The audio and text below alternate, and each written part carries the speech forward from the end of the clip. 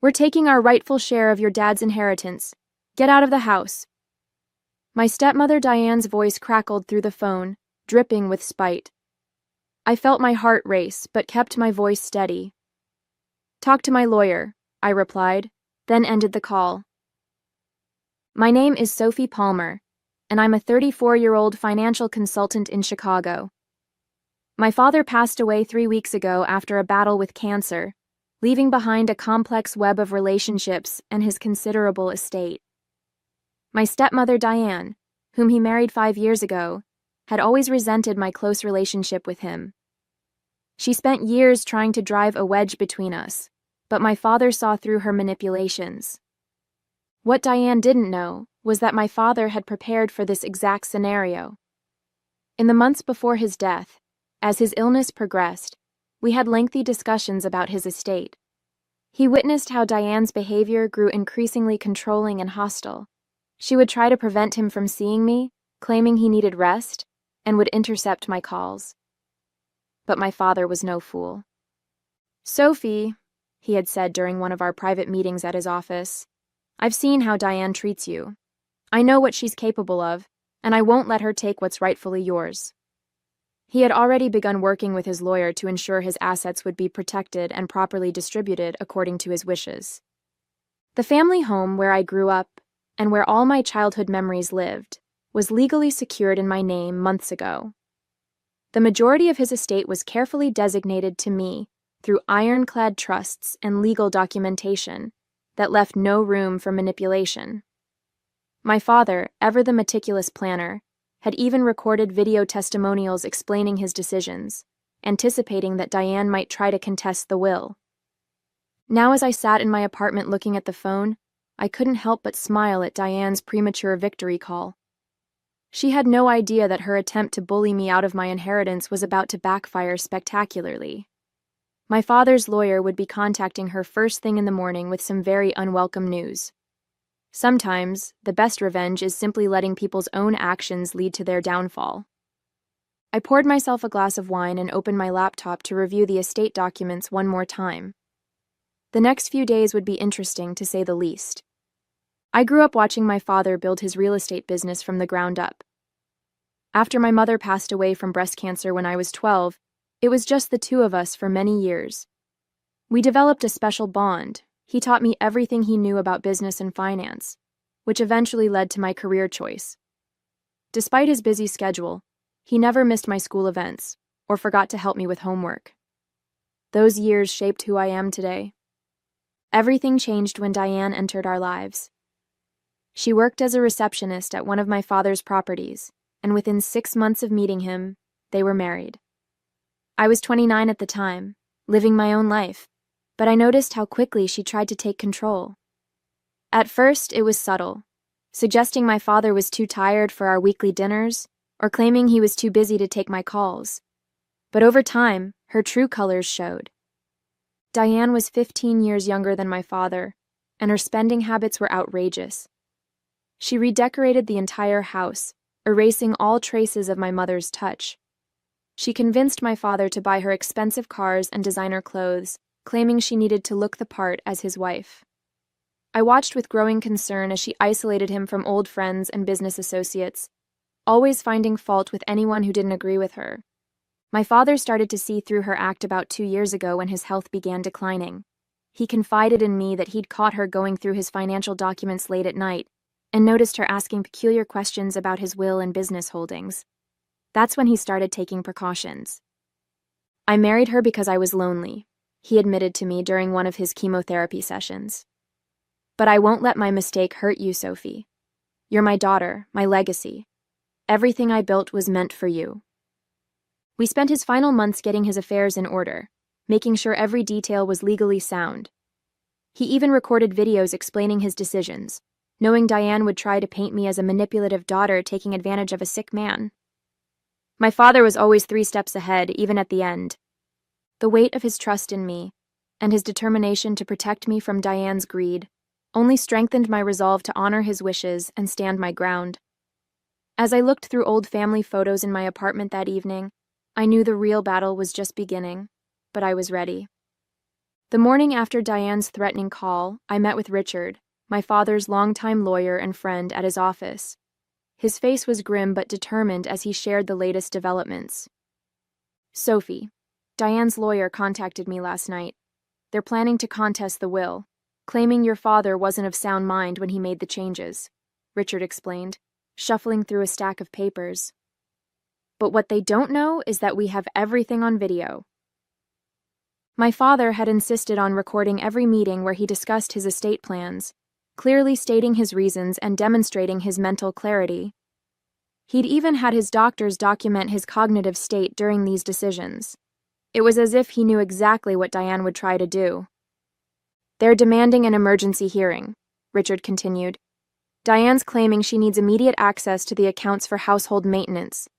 She doesn't realize all the utilities and bills have already been transferred to your name."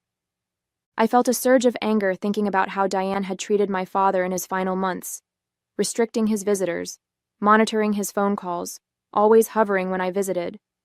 But my father had outmaneuvered her, and now it was time to let his planning pay off. "When's the hearing?" I asked, already knowing this would be the turning point. "Tomorrow morning. They're pushing for speed, which will actually work in our favor. They haven't had time to fabricate any evidence, and we have everything documented." Richard smiled slightly. "Your father was brilliant, Sophie. He knew exactly what he was doing." That night I couldn't sleep. I kept thinking about my father's last days and how Diane had tried to control every aspect of his life. She'd even attempted to prevent me from seeing him in the hospital, claiming he needed rest. Little did she know that during those precious final moments, he and I had already set everything in motion. I pulled out the last birthday card he gave me, reading his message again. "Sometimes, Sophie, the best revenge is letting people trip over their own greed." Tomorrow, Diane would learn exactly what that meant. As I prepared the documents for the hearing, I felt a mix of sadness and determination. This wasn't just about the inheritance anymore. It was about honoring my father's final wishes and standing up to the woman who had tried to come between us. The morning of the hearing arrived with a tension-filled atmosphere at the courthouse. Diane sat across the aisle with her lawyer, wearing an expensive black dress and a confident smirk. She'd even brought her adult children, probably hoping to paint herself as the grieving widow surrounded by loving family. I noticed how they whispered and glanced in my direction, clearly expecting an easy victory. "Don't let them rattle you," Richard whispered as we waited for the judge. "Everything's in order. Just let the evidence speak for itself." When Diane's lawyer presented their case, it was exactly what we'd expected. He painted me as a manipulative daughter who had taken advantage of a dying man, and Diane as the devoted wife who'd given up everything to care for my father. He even had the audacity to suggest that my father's mental state had been compromised by his illness and medication. "Your Honor," he declared dramatically, "Mrs. Palmer simply wants what her husband would have wanted, for her to maintain the lifestyle they shared and to protect the family home they built together." I felt my blood boil at the word "together." Diane had spent exactly 5 years with my father, most of which she'd spent spending his money and isolating him from his friends and family. She'd contributed nothing to the business or home he'd spent 30 years building. Richard remained calm as he stood to present our evidence. "Your Honor, I have here not only the legal documentation of Mr. Palmer's wishes, but video evidence of him explicitly stating his decisions and the reasoning behind them." The courtroom fell silent as my father's face appeared on the screen. He looked tired from his illness, but his eyes were clear and determined as he spoke. "I am making these changes to my will of sound mind and body. My daughter Sophie is the rightful heir to my estate. My current wife Diane has been provided for adequately through her prenuptial agreement, but she will not inherit my business or family home. These belong to my daughter." I watched as Diane's smirk faltered, her face growing paler with each passing minute. Her lawyer shifted uncomfortably in his seat as more evidence was presented: the documented conversations, the medical evaluations, the meticulous paper trail my father had created. The judge sat forward, studying the documentation carefully. The medical reports confirming my father's mental clarity were particularly damaging to Diane's case. Then came the most devastating evidence: surveillance footage from my father's home office showing Diane searching through his files late at night, along with bank statements revealing suspicious transfers she'd attempted to make in the weeks before his death. Furthermore, Your Honor, Richard continued, we have evidence that Mrs. Palmer attempted to transfer significant sums from Mr. Palmer's business accounts to her personal accounts without authorization, just days before his passing. Diane's face turned from pale to crimson. Her lawyer leaned over to whisper something urgently in her ear, but she brushed him off, standing up abruptly. He promised me everything, she burst out, losing her composure completely. Sophie manipulated him against me. I deserve that house. I was his wife. Mrs. Palmer, please be seated, the judge ordered sternly. Your outburst isn't helping your case. I remained silent, watching as Diane's carefully constructed facade crumbled. Her children looked embarrassed, avoiding eye contact with everyone in the courtroom. The whispers among the observers grew louder as Diane continued to protest. Richard then presented the final piece of evidence, a video recorded just 2 weeks before my father's death, where he explicitly detailed his concerns about Diane's behavior and his reasons for the estate planning decisions. The courtroom fell silent as they watched my father, weak but clear-minded, describing how Diane had tried to isolate him and control his assets. Order in the court, the judge demanded, banging his gavel. Based on the overwhelming evidence presented, I'm prepared to make my ruling. I held my breath, though I already knew we had won. The extensive preparation my father had done left no room for doubt. Still, hearing the judge officially declare that all of my father's final wishes would be upheld felt like a weight lifting from my shoulders. Furthermore, the judge added, looking directly at Diane, any attempts to contest this ruling will result in a thorough investigation into the suspicious financial activities brought to light today. Do I make myself clear? The judge's words echoed through the courtroom as Diane slumped in her chair, finally silent. Her lawyer quickly gathered his papers, already knowing they'd lost completely. But what happened next was even more satisfying than the verdict itself. The court also orders a full audit of all financial transactions made by Mrs. Palmer during her marriage to the deceased, the judge continued. Given the evidence of attempted unauthorized transfers, this matter will be referred to the appropriate authorities for investigation. Diane's face drained of all color. Her children, who had been so smugly confident earlier, were now quickly leaving the courtroom, not even waiting for their mother. The carefully crafted image of the grieving widow had shattered completely, revealing the truth my father had known all along. As we left the courthouse, Richard handed me a sealed envelope. Your father asked me to give you this after the hearing, he said quietly. Inside was a letter my father had written, along with photos of us from when I was young, standing proud in front of our first real estate project together. My dearest Sophie, the letter began, if you're reading this, then everything has gone according to plan. I knew Diane would show her true colors eventually. While I regret bringing her into our lives, I never doubted your strength or intelligence. The business is yours now. Everything we built together. You were always my true partner in this journey. I felt tears welling up as I read his words, but they weren't tears of sadness. My father had given me one final gift, not just the inheritance, but the satisfaction of seeing justice served. Through careful planning and foresight, he'd ensured that the truth would prevail. That evening, as I sat in my father's study, now my study, I noticed Diane's designer bag still sitting in the corner. She would need to collect her personal belongings soon, but that would be her final visit to the house that had never truly been hers. 2 weeks after the hearing, I began the process of going through my father's belongings. Each room held memories, but his study affected me the most. Sitting at his desk, I found myself surrounded by 30 years of business records, family photos, and personal mementos. It was here that he'd taught me about real estate, showing me property assessments and explaining market trends when I was barely old enough to understand. Diane had scheduled a time to collect her things, supervised by our lawyers. As I prepared for her final visit, I discovered something interesting, a hidden compartment in my father's desk containing a journal. He'd documented everything, Diane's manipulation attempts, her secret phone calls, her late-night snooping through his files. He'd known exactly who she was, but had played along while protecting what mattered most. The police investigation into Diane's financial activities revealed even more than we'd expected.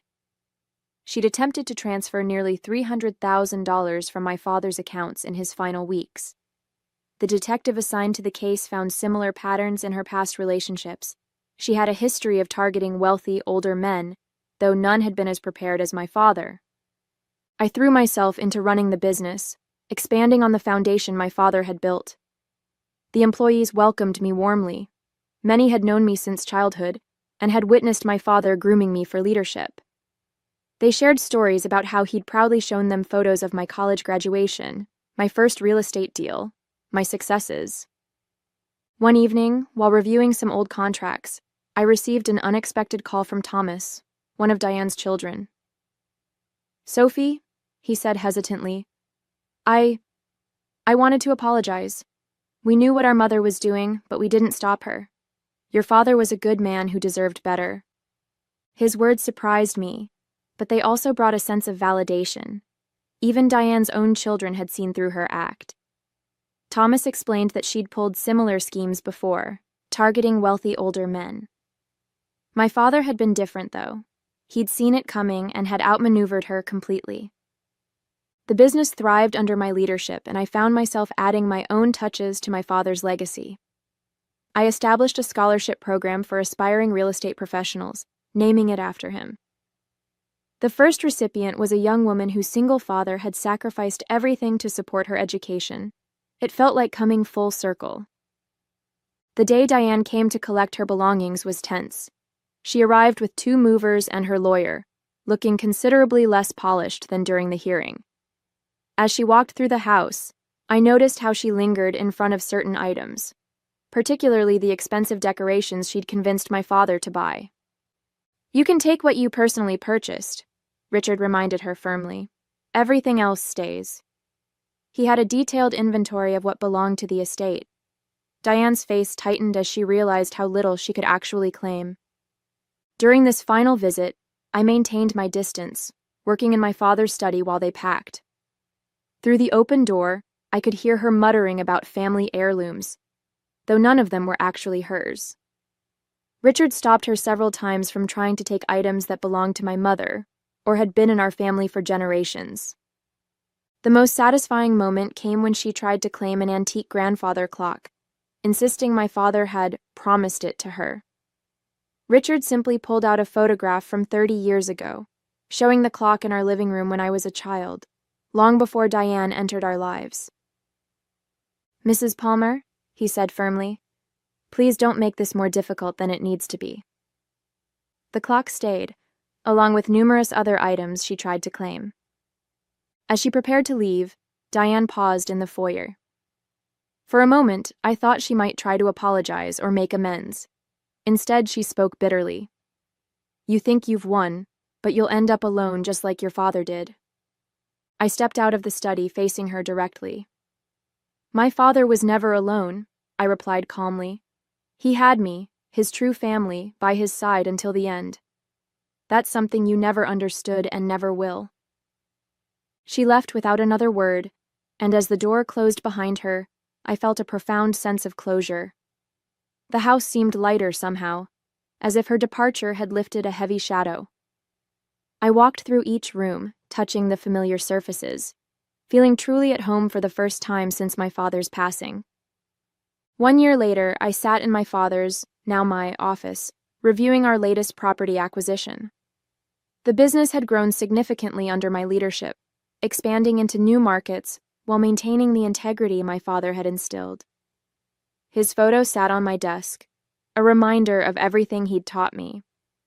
The investigation into Diane's financial activities had concluded, revealing a pattern of fraud that stretched back years before she met my father. She faced legal consequences for her attempts to steal from his accounts during his final days. Last I heard, she'd moved to another state, her carefully crafted image of the grieving widow completely shattered. The house felt like home again. I'd preserved the elements that held family memories while updating other areas to reflect my own style. My mother's paintings once again hung in the living room, and the grandfather clock continued to mark time in the foyer, its chimes a familiar comfort.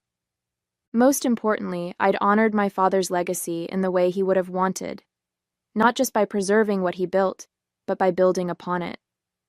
The scholarship program we'd established had already helped 3 promising students pursue their dreams in real estate development. Sometimes healing comes in unexpected forms. For me, it came through the respect and love I saw in our employees' eyes whenever they mentioned my father. They would share stories of his kindness, his business integrity, and how proud he was of me. These moments helped me understand that his legacy wasn't just in the properties or bank accounts, it was in the lives he touched and the values he instilled.